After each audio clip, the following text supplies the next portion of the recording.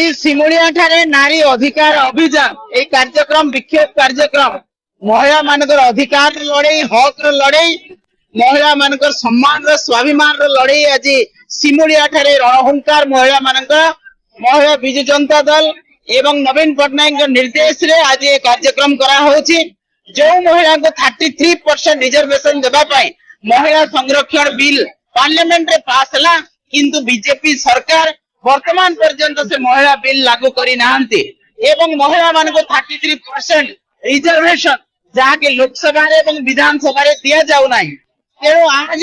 से हक लड़ाई रे विक्षोभ आरंभ होइछि एवं वर्तमान महिला निर्यातना सब आड़े बढ़ी चली। एनसीआरबी रिपोर्ट अनुसार ओडिशा भारत वर्ष एक नंबर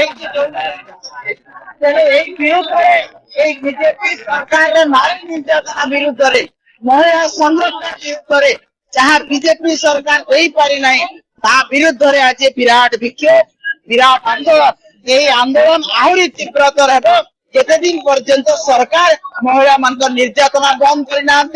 33% रिजर्वेशन देना। निर्वाचित मंडली नारी अधिकार अभियान जहाँ विजु जनता दल निर्वाचन मंडल कार्यक्रम रही दो इच्छा योगदान कर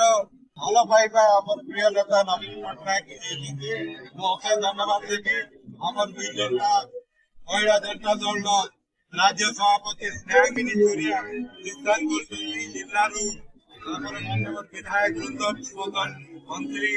एवं अन्य योगदान निर्वाचन मंडली